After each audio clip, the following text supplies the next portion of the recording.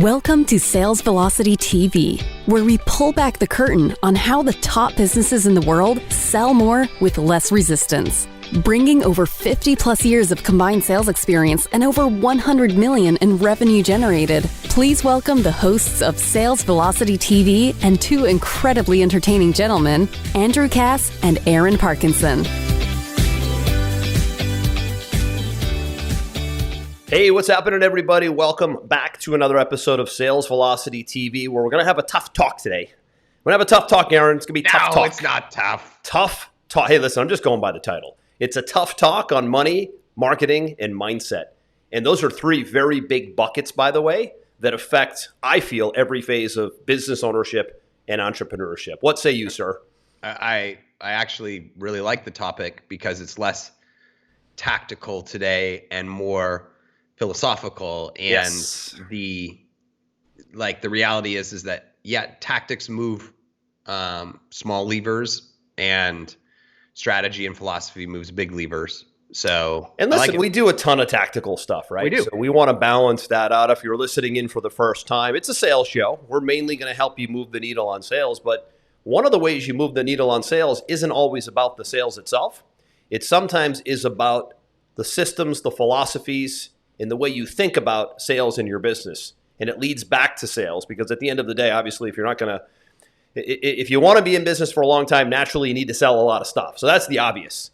Yep. But then the unobvious is more of a today episode, right? What are some of the methodologies and philosophies that have to happen here on how you think about money, how you attack marketing, where your mindset is, for all that to really be executed well, right? not just executed well, because you make a good point in executed well, but also executed consistently for the long run, because it's not a sprint, it's a marathon. Mm-hmm. I love it. So I'm going to go to you first. Okay. What is, how am I going to put We're talking about money first, right? Yeah, we're going to talk about money first. Money has to come first, right? It's money, it's marketing, it's mindset. And I was telling you, Aaron, before the show, when I was running a monthly seminar here in Florida, I ran a seminar business for about 10 years. A lot of people know this that watch the show. And that was kind of the theme of even though it was a marketing and sales-oriented seminar environment, I built the events around these three pillars: money, marketing, and mindset, because I feel like those are the three things that, it's almost like three legs of a stool, right? Yep. If one component is missing in a business, the whole stool tips over, right? So if you have a money problem, maybe you can't manage it well, you're terrible with it, you can't make enough of it, you can't turn a profit, you're dead, right? If you have a marketing problem, you're not going to get any customers. And if you have a mindset problem, you're probably not going to be able to go the distance, because you'll have an attitude problem. And that might spill into the production and the productivity and the way you operate and build a team. So you see how they're all intertwined. So when I ran my events, I was always focused each event on the theme of today would be on money. The theme of today would be on marketing. We used to rotate that through the event. Some people didn't even notice we were doing that, but that was my model. And I worked inside of those buckets, and it was very effective. So we're going to attack all three buckets here today on this show, which I think will be fun for you, because the way you think about money, the way you think about marketing, the way you think about your mindset, the way you attack these things will determine how well you do long term. Yeah, and we're not going to attack the entire bucket. These are big buckets. These are big buckets. Just going to attack, keep it general. A couple one each that we are passionate about inside of each one of these buckets. So a money philosophy, Aaron, that you hold near and dear to you as a business owner and entrepreneur is fill in the blank. Well, first off, I'll say it's one that was learned. And I don't think that it's one that most of us, unless you had like really financially astute parents, which most people don't, I feel, today, right? Yeah, I didn't. I don't know. I think that's not normal. That's not average, right? And so, as you know, I have built and either sold or, scaled or closed down, multiple 7, 8-figure businesses along the way. And for me, I thought that the money that was coming into the business was there to perpetually serve the business and for me. Now, most people might listen to that and go, well, isn't that what it's for? Right? And it brings me, to my current CFO, who laughs at a lot of the businesses that he sees, especially in the digital marketing space, where he said, it's funny how these small business owners, all of a sudden they've got a whole bunch of money in the bank and they instantly associate that with I'm Wealth. rich. They associate it with wealth a lot of times. Yeah, and if there's money in the bank, that automatically equals success, right? He's like, I'm good. You see so many of them, flaunting Lamborghinis and Ferraris and nonsense all over their social media and so on and so forth. And it's because they don't understand the basic principles of accounting, and they don't take into account the ebbs and flows of the cash inside of a business, right? And when it took me a while to figure this out, that I can't remember the guy's name from Shark Tank, Kevin O'Leary, Mr. Wonderful, Kevin O'Leary, the guy that's Of course, like, show me your numbers, blah blah blah blah blah. Yeah, he's super offensive about it too. Super offensive about it, right? I love him. I think he's hilarious. Yeah. And it was a great book too that he wrote, a book about him if you want to read it. He said, in this book that I read, he said, your business is a pig. He said, Did you say is a pig? Is a pig, like oink oink. Uh-huh. He said, your business will eat every dollar that you allow it to. He said, you have to protect yourself from the insatiable appetite of your business.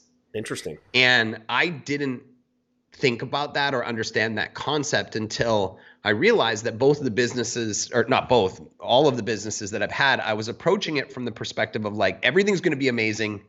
This thing can only grow, that entrepreneurial delusional mindset, right? So every time capital would come in, I just immediately push it back into some new big, bold initiative or idea or hiring people or whatever, right? And then in the times that the business didn't work, when the business didn't work, all of a sudden the business had no money and I had no money. And so the starting over wasn't just starting over. It was starting over buried under debt. And it's the worst feeling, isn't it? Oh my God. It happens. It's and anybody who says that's never happened to them is totally full of it, because it happens quite a bit. Yep. Early on, at least, right? It's happened to me many times. It's happened to you many times, and it is not a pretty feeling. And this is a really good point you're making about how you approach the money, is I think what you're saying here. Yeah, it is. And so about 5 years ago, after I sold my last business and I put myself in that spot, I let the business eat everything, including not paying myself for a year, not paying my wife for a year who was working for the business. When businesses are struggling, like we just go all in, and when businesses go bad and you've approached it this way, it's not the same as being an employee where all of a sudden you just go get another job. Right. That job didn't work out. You don't get it. Like, you're literally homeless with children, right? Like, it's that bad, and most people don't understand that's the risk that a lot of entrepreneurs take. Right. And so when I started over, I read a book called Profit First. I'm not sure if you've read the book, yes, Andrew, or not. Did the audiobook actually. Yeah. Great book if people haven't read it. And it's a pretty famous book also around this topic. It is a famous book. Very well recognized in the and so what I money did world. Is both personally and business wise, I approached the money in a different way. I basically said the business has to make 40% profit. Okay, it's not we're going to do all these things and hire all these people and then whatever's left over is the profit and we're shooting for 10% or we're shooting for 20% of it. No. The business will have 40% profit. If something can't work in that mathematical equation to ensure that it has a 40% profit, then we don't do it. And like Tony Robbins says, you don't lack resources, you lack resourcefulness. There's usually a million different ways you can accomplish the same thing and still keep within your profit matrix, right? And then I actually took an extra step and I carried it over into my personal life, where I made a decision to never live on more than 30% of my income. And that was a really challenging thing to do because I've always lived at like pretty much 90% of my income. And to make it worse, I lived off 90% of my income and I didn't save any money for income taxes. So I was always behind on my income taxes, right? And that is a nasty compounding effect that happens when you put yourself in that place, right? So I shifted my mentality to living only on 30% of what I was bringing home and investing the rest. And I made sure that the business always had its locked in 40% profit margin. Now, either that means you have to be resourceful to keep that profit margin, or you need to raise your prices, or a combination of the two. Excuse me. But it's a non-negotiable decision. And when you've got key players as your team grows, right? You get 10 people in your business, 20, 30, 40, 50, 80, 100, whatever. Everybody's going to tell you where you should spend more money in different departments or different initiatives, because everybody wants to see the business succeed. But at the end of the day, with you as the owner, it's your money. And if you don't protect that profitability with an absolutely lethal intention, your business is a pig, and it will eat everything that you give it the opportunity to do. It is insatiable. I cannot believe I've never heard Kevin O'Leary say that. That is great. That is great. So I watch that show quite a bit. I love Shark Tank. That's been the single biggest money mindset / system that I've put into play over the last 5 years. And not only are all of my businesses extremely healthy, my personal financials are super healthy. And we've always got cash reserves to invest in things that are opportunities that you just can't turn down. Like the other day, you came to me and said, hey, you want to buy this cannabis store in Florida? And I was like, sure. Right? If we do the due diligence and we like it, we'll buy it. Right? Like, there's all that cash is always there for the right time. It's not me having to chase it. I love it, man. Question for you, and I think I asked you this in a previous episode. What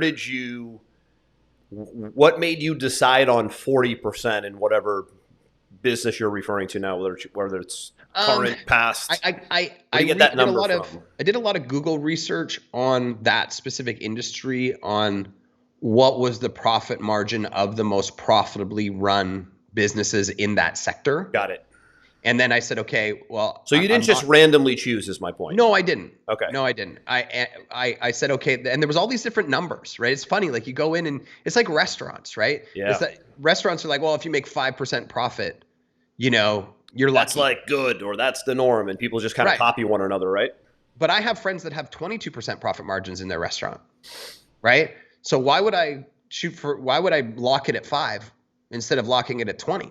Right. There's proof of concept out there. Mm-hmm. So I locked it at 40 and said that, and I've had plenty of arguments with my team about, whether it should be at 40 or not. It's non-negotiable. That's the only point where this is a dictatorship, not a democracy. Got it. How about you?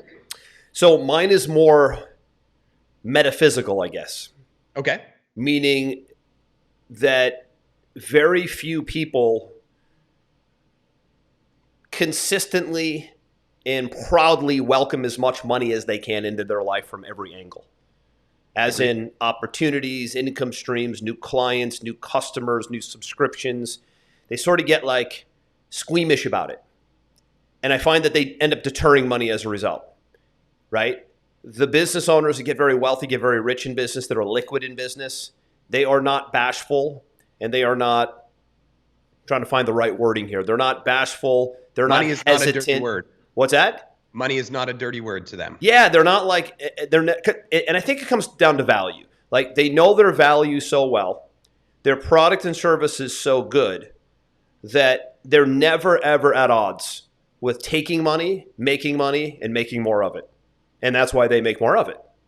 Correct. Right? So it's almost like, and then the flip side of that is there's a lot of business owners who, as they start making more money, they start thinking, should I be making this much money? Do I deserve this much money? Yes. So there's like a deserving. And they're at odds with themselves, and they're at odds with money. And let me tell you something. This will sound a little stupid to some people, right? It'll sound a little woo-woo.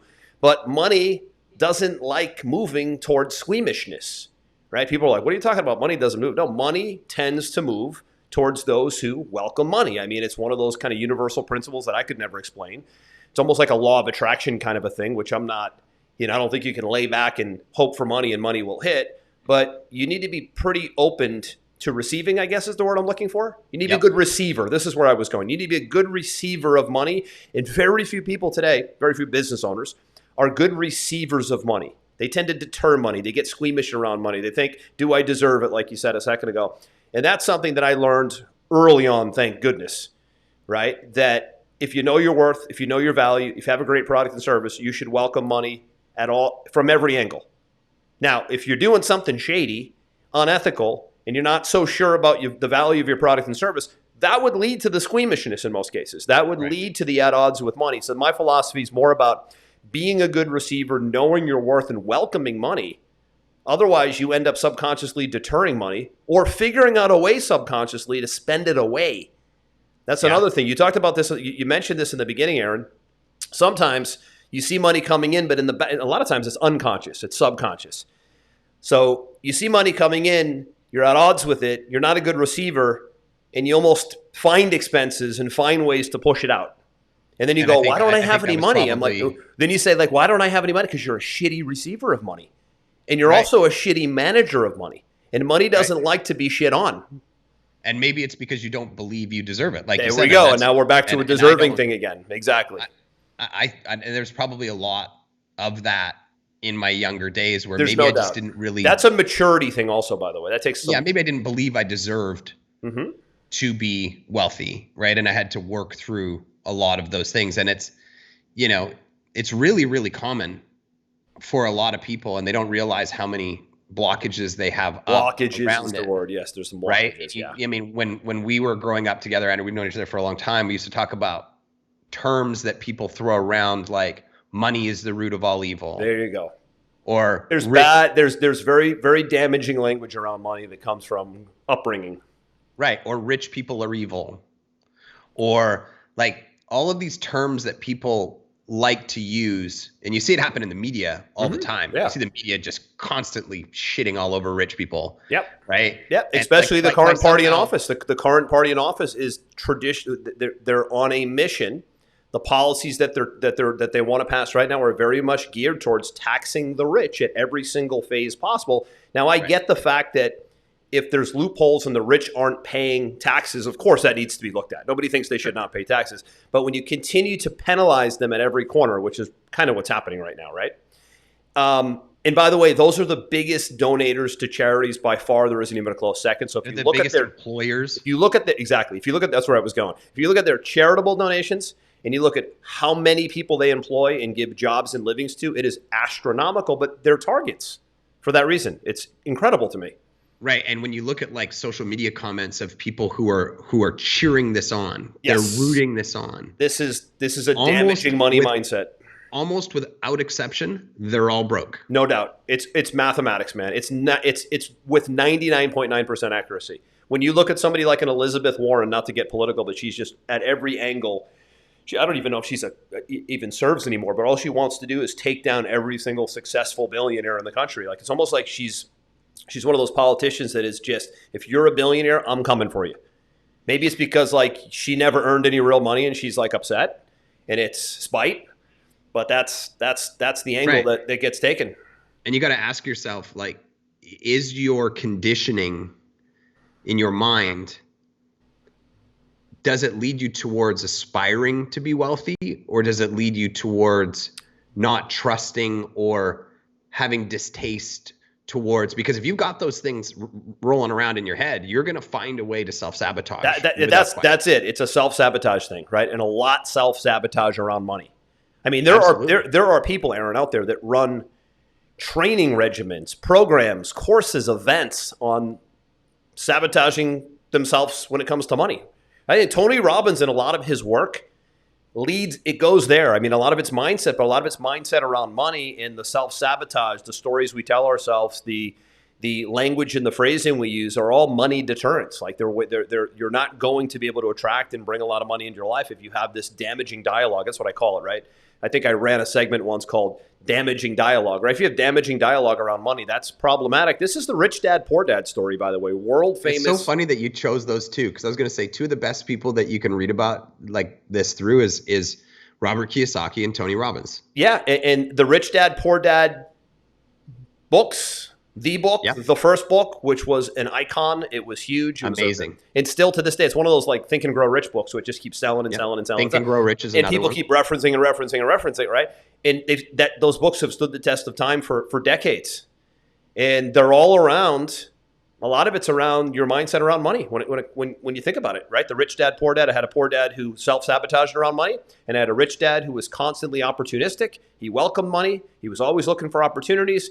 He had no problem making a ton of it, and he was also a great contributor with the money, charity, employing people. It was just, that's what he saw. That's what he became. Thank God he chose that route, right? That's the story of Rich Dad, which is great.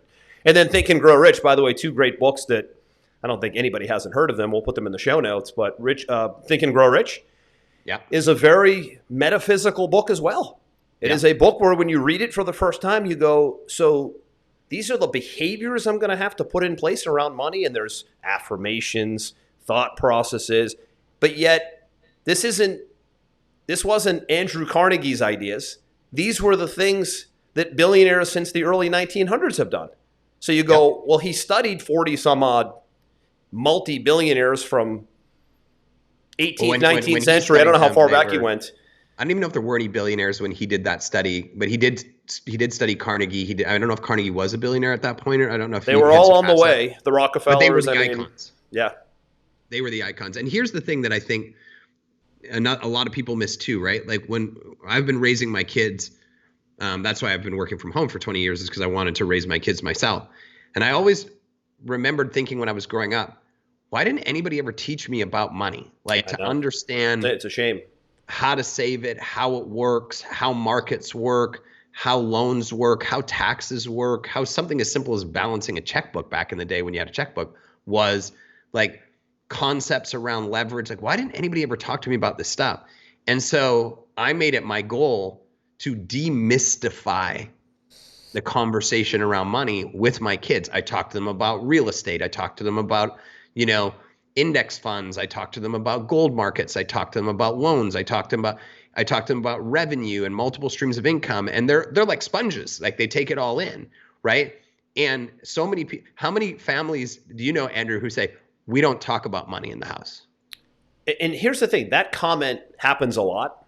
A lot. Or I used to hear that a lot as a kid growing up in the 80s, and I look at it and I'm like, why not? What does that even mean? It's one of that, what, almost like it's like, I don't know, like it's it's taboo or embarrassing. Yeah, like I don't know what would make anyone say something like that. That to me is mind-boggling. But that's the root of the damaging dialogue right there. Right. I mean, if you think about it, the 3 things, and because I'm more of a marketing guy, right? Yep. The 3 things that people want is they want wealth, they want health, and they want love, right? Those are the 3 big. All the other things, everything else that's marketed is like a sub-tier of that. Of those categories. I think you'd be shocked today, Aaron, how few people might think they want wealth, right? But don't act in accordance in any way, shape, or form to becoming wealthy. Correct. So we might think it's obvious that people want more money, but really it's more obvious to me today how few do based on their behaviors, everything. If your behavior around money sucks, then I can't realistically think you want to make more of it and ultimately become wealthy, because it's a behavior thing. It's always actions speak louder than words to me. There's the words, there's the damaging dialogue, but then there's the behavior and the action and the way you operate, the way you live, the way you invest, the way you attack money, the way you feel about money. And that's really what determines if you want to be wealthy. With what you read, so on and so forth. What you read, we'll get to mindset in a minute. But yeah, it's the money, the money conversation we could talk about for a long time. But I think where we stand on philosophy here. Let's go to marketing, which really is everything when it comes to this show. It's a sales and marketing show. I'll go first on this one. I think when it comes to marketing, everything needs to be about lead generation. And shockingly, probably not the case for many watching this show, lead generation often becomes an afterthought in many businesses, meaning they do it off and on, sporadically, not consistently. And when I mean lead generation, I mean acquiring leads from multiple different sources. I talk a lot in the show about having a portfolio of lead sources. Maybe you get leads from TV. Maybe you get some leads from radio. Maybe you get some leads from events. Maybe you get some leads from your Facebook ads. And having a portfolio approach to lead generation so you have stability and diversity, and you're not relying on just one source of leads or customers. And when you attack the business that way, you're a multimedia marketing machine, and very few do. So I'm a lead gen guy at the end of the day. Yeah, and I think that, like, I'm obviously a lead gen guy too. You certainly are. But otherwise, you wouldn't be doing the show here. Right. But the other side of the equation is I have so many conversations with clients where they've got maybe the lead gen somewhat down, and they come to us to like amplify it up and 10x it or whatever. And I'll say to them, now the other side of this coin, the yin to the yang, is constant loud promotion, right? And constant loud promotion is either the business owner or somebody in the business or an actor or an actress. It doesn't really matter who that person is, absolutely saturating the marketplace with extreme promotion of the product or brand, extreme promotion, storytelling, community involvement, whatever it is, right? And so many of my clients shy away from that, but I don't really want to do that. I just want to do lead generation, and lead generation is fantastic. You can build, up to $1 billion. I mean, one of the biggest companies that I can think of that just relies solely on lead generation is Agora, who I know you're familiar with, Andrew. They do about $1 billion a year, but they're the anomaly, right? So lead generation could probably get you to 100 million a year, but if you want to get to, $1 billion, you need to have both sides of the equation. And if you start with both sides of the equation, doing shows like this, putting out content, doing social events, like just being in people's faces 24/7, right? It just allows you to not only get up the ladder quicker, but also a lot more sustainable, because people know who you are. People buy from who they know, like, and trust, and right? See, and we talked about this. And see consistently. Visibility, key. Right. And like we've talked about multiple examples of this in previous shows, your Richard Bransons, your Elon Musks, your Tom Brady, the guy's doing freaking Subway commercials and they're joking about the fact that he doesn't even eat bread. And now he's doing the Hertz commercials. You see the new Hertz commercials too now? Yeah. I mean, the guy's freaking everywhere, right? And what does Which, that by the allow him to way, do? just continues to amplify his off-field brand, TB12. His off-field sports. brand, and even his salary, right? Yes, because everything. What people don't understand is that if the quarterback's well-known, well-liked, well-loved, and they get signed to we a must team, have to pay him more. You got to pay him more because he sells more merch, right? It's because people already know, like, and trust him. So you have to be out there constantly promoting your brand in as many channels as you can beyond just the lead generation. Absolutely. Yeah, it's a good point. It's lead generation, but it's also being omnipresent and being very visible. Absolutely. So we're tied together on marketing. Let's go to mindset. Sure. What is your philosophy? What is a etched-in philosophy for Aaron Parkinson on mindset? The way you attack between the ears. I'll just talk about one of the things I've been focused on a lot over the last year, which is how many times in a day can I stop, be present, and be actively grateful for where I'm at? Gratitude. And I've been measuring it because you know me, I like to measure everything. The productivity and the joy in my day is directly correlated to the amount of times I stop and be grateful throughout it. When I find myself in an irritable, anxiety-filled, reactive mode consistently for a couple of days, I can almost diagnose it instantly and think, have I actually stopped to be grateful for what I have? Now, if you want to get super metaphysical on this, somebody once said to me, if you're saying, I want in life, you've got goals, you're striving towards things, and you don't stop to say thank you, it's kind of like when you have kids and your kids are like, I want, and there's no please and there's no gratitude. What do you do as a parent? You say, no, get out of here. If you're a good parent, right? You say, no, get out of here. But we don't correlate that with being an adult, right? Where you're like, I want a nicer car, I want a nicer house, I want a bigger business, I want bigger muscles, I want a hotter wife, I want. And you're acting like a fucking spoiled brat in the metaphysical state of the universe, right? And when you stop and you give gratitude throughout the day over and over and over again, you're saying thank you for all the things that you've been given and that you've been blessed with. And if you were a parent and your kid was always like that, what would you do?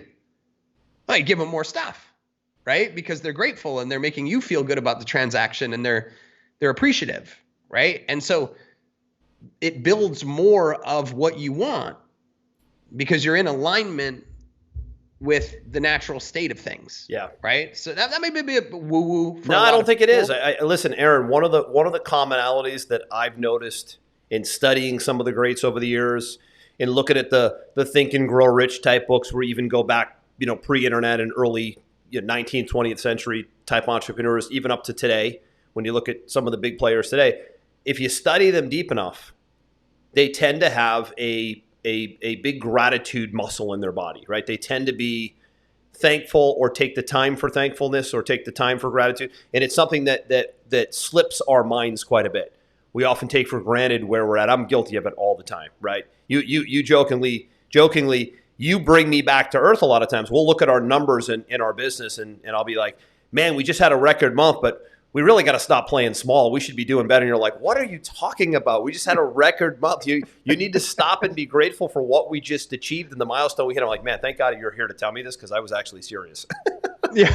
Well, and here's an example, right? So Oh I don't know my if you can God. see. I don't know if you can see my phone here. I don't know if our viewers could see my Yeah, phone. yeah. Right? Hold it right there. Maybe. Right. Don't move. Yep. Can we buy the Humane Society a new washing machine? Yeah, I see it. Right. Came out So good. My wife sent me this text today, and she asked me if this is the Humane Society's, the SPCA here in the Cayman Islands, which is like the shelter, right, for Yep. dogs and cats and animals, right? And they're posting in social media asking for volunteers to come and pick up laundry to wash it, because their washing machine and dryer, they keep breaking, because all they're doing is washing towels 24/7 to clean up after all these animals, right? Yeah, yeah. And so she texted me and said, can we buy it? It's $1,000, right? Now, for a lot of us, we instantly go, ugh, like, it's $1,000. It doesn't really, directly benefit me. Why would I do that? Blah, blah, blah. But for me, to be able to instantly say, of course we can, right? And her send me all these heart emojis, right? That feeling that I get makes me feel so grateful for the fact that I can do it, that the difference between me making $1,000 and me actually just giving $1,000, which it's like exponentially different. And it just instantly makes me full of gratitude for what I have, that I can make that decision, that I don't even have to think twice about it. And then it like lifts me up for the entire day, because Totally. I feel so grateful that we could help somebody else. Right. Yeah, it's a good one. And it just puts me in a mood it's almost incomparable. The kind of mood that creates actually feels better than making a lot of money. It feels Like, way let's better. say you had like a record day in business. That's a great feeling, by the way. Of course. But what you just said right there has a different kind of a feeling. I did the same thing with my kids' classrooms this year. You probably saw this on social media recently. But we installed a very high-end air purifying system into the classroom. Cool. Remember this? Into the classroom when the year started, because, hey, shocker here, we're in an airborne virus health crisis, but imagine cleaning the air, that concept. That might make sense. Weird. No one's talking about it. So I've been on this bandwagon for probably 10 years. I've always had really good German bacteria cleaning systems. And there's one right here in my office. They're in my home. And obviously when the pandemic hit, I was like, well, that seems to make sense. Let's get more. But when they went back to school this year, so 2 classes, my daughter and my son. In my daughter's class, I teamed up with the parents and did it. And they chipped in, but I coordinated it, bought it, dealt with the company. But my son's class, I didn't have access to the parents. For some reason, they didn't have the chat set up in time. So I just went out and bought it, paid for it, put it in the classroom. Same kind of concept of what you just said right there. And when I got in touch with the teachers and said, I'm coming in to install this gift of cleaner air so these kids can, and by the way, there hasn't been one case of anything since this year even. I don't know if it's tied to the air purifier, but certainly is a win, right? Sure. Meanwhile, all the other classes are having cases. The little ones, nothing crazy with the kids, of course. Right. They're not in a pandemic. I won't go there. But the air purifier was huge. And what a great feeling to be able to buy it, install it, and have all the kids say thank you and the teachers be enamored. And since I had to get approval from the superintendent to even go in and install it, even they were like, wow, this is like the nicest thing anyone has ever done in the history of the school. I'm like, what? School's been around since like 1926. You mean in the history of the school? I mean, it's a big deal, but we take these things for granted. You and I do these things on a whim. Some people, it's just a monster leap. I wasn't really thinking about it in the context of this conversation, but if you have a hard time manufacturing your own gratitude, like you have a hard time zoning in on it, and you're like, man, it's a challenge for me. Yeah, and it is for many, by the way. go give something to somebody in need, right? Like Tony Robbins has a great story in his book. I don't know if you know this, Andrew, where there was this person that was giving away food to families at Christmas. And they hit him up for a donation, and he literally had $17 left to his name. And this was like at the early on Tony, right? Early on Tony. I think I know the story. He just felt compelled to, like, he was like homeless at that point, and he just gave them the $17, right? And the feeling that he got off of that was so extreme that no amount of money at that moment could have made him feel better. So now the core of his companies, which is something like $500 million a year, gosh, yeah, is he feeds. It's a huge number. Huge number. Like I want to say, like he feeds 1 million people a year or something. He does. He has a. You know what it was? When he was with his mom, and I think she was a drug addict. Yeah, she was. Somebody came and dropped food off at their house for Christmas, and it impacted him so tremendously that he said one day. He said, I'm going to repay this. And then he gave like his last $17 when he was practically homeless himself to the same fund. And now he actually funds the whole organization with something like 1 million people fed per year. And he said there's no amount of money he can make that replicates the same amount of gratitude and joy that gives him. And so if you're in that position where you're maybe, you're having a hard time manufacturing it, walk out today and just give time or give money to somebody else who's less fortunate than yourself, and watch what instantly happens internally. Yeah. Right? Yeah, it's a good one. It's do something over the top for somebody, or buy something like you and I did. Contribute something like you and I did. Yeah, time or money, right? I mean, if you don't have the money, it's the time. If you have the money and you don't have the time, do the money. If you have both, great. Yeah. But this is one of the big benefits of being successful. This loops back to money, by the way. Right. If you're good at bringing money in, you'll have money to give. And what's interesting about those that make a lot of money, again, we see governments demonizing the rich, but yet they're the ones contributing the most to society, to employment, to charity. Never gets talked about. It's crazy, right? When you don't have a lot of money and you're not good with money and you don't bring a lot in, you're not going to be able to contribute that much money to the causes that need you the most. It's all a big circle. Right? Yep. And it's all how you feel about it in the beginning. So how do you feel about money? How do you feel about your marketing? How do you feel about mindset? Right? They all sort of tie back together. Maybe the marketing piece is very specific to business, obviously. But the money and the mindset thing, there's overlap. Right. There's definitely overlap. They're intertwined, because you can't make a lot of money without doing a lot of marketing and great promotion. Right? Exactly. Like you can't just stand in the middle of the street and expect people to hand you cash. You can be a panhandler on the side of the street and make $50 a day. Okay. Right. But can you make 5,000?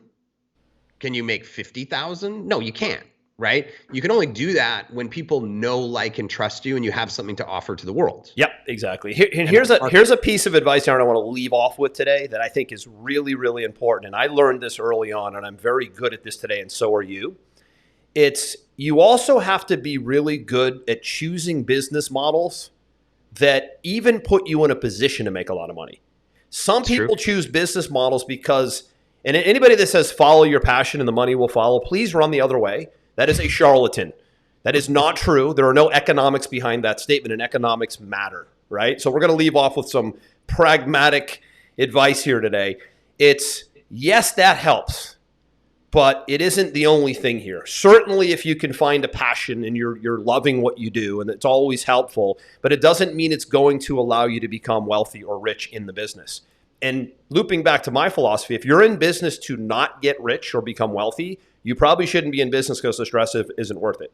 You can get a great job that can make you the money to pay your bills, but if you don't want to become very wealthy and rich and comfortable due to business ownership might not be for you. But here's the thing. Choosing a business model and being in an industry that makes sense and that can allow you to grow and scale to the numbers you want to grow and scale to is everything. I can't tell you how many business owners I come across on a weekly basis and look at their business model and I go, and I don't oftentimes say it unless they ask, but I might just go, I just don't see the money, right? Like you and I are looking at a business right now. We talked about, we're looking at potentially investing in cannabis, medical marijuana, huge, enormous business in America right now as states go legal and as the medical thing is huge in certain states.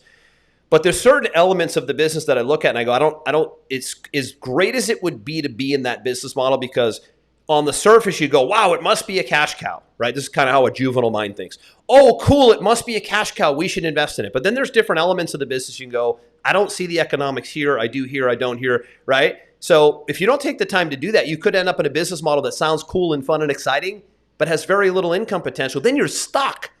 And this happens all the time. You get stuck because like your passion got the best of you, but you forgot about the economics and really figuring out, is the business model able to even pay me what I wanted to pay me? I'll give you a perfect example. When I got out of college, all I wanted to do was own a gym, own gyms. I was like fitness guy, exercise physiology. I almost got a master's in that. I was going to maybe go back to school and get into corporate fitness and wellness. And I just always wanted to own a gym because I lived in the gym.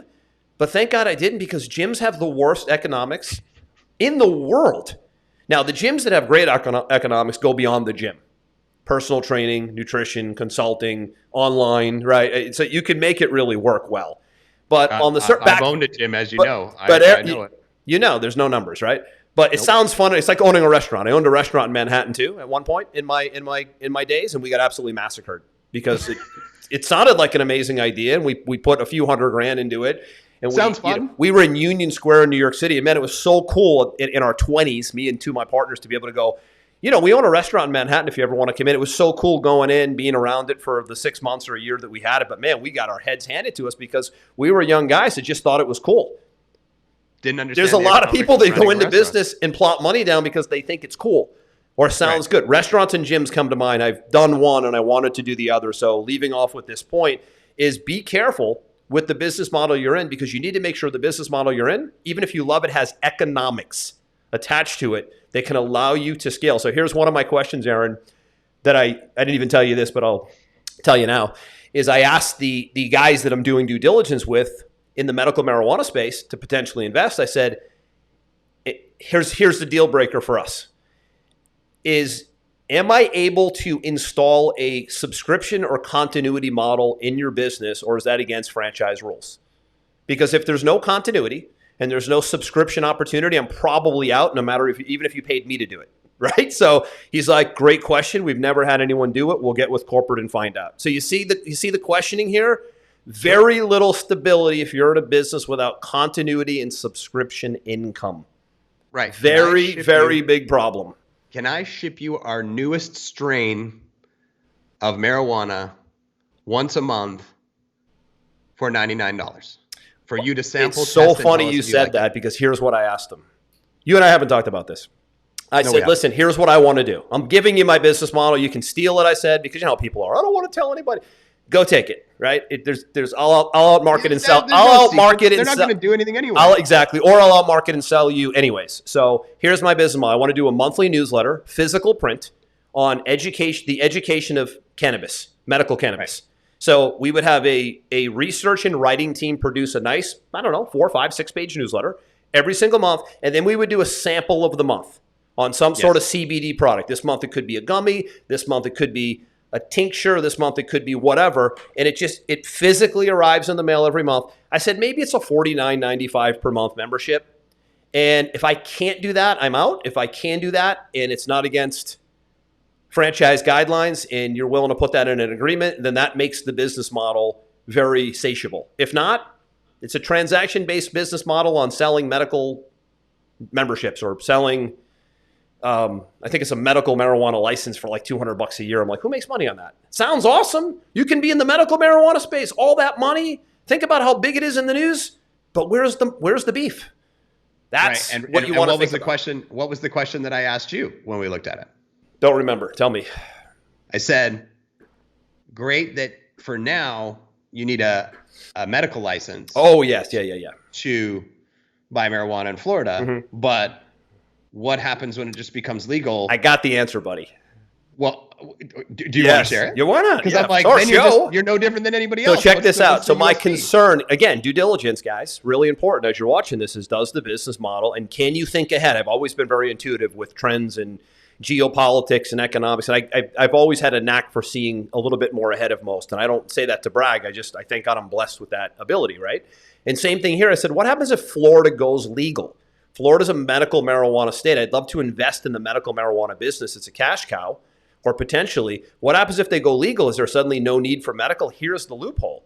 If you buy marijuana, I don't know, let's say it's Colorado or Washington State, those, or California, Massachusetts, wherever it's legal, you're paying between 20 and 30% sales tax when you buy recreational. If you buy medical, zero.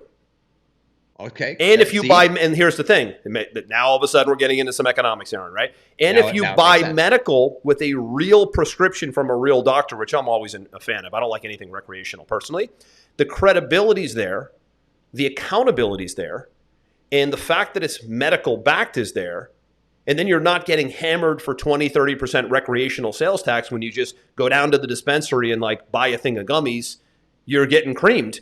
Not to mention, you're probably dealing with a higher quality of individual.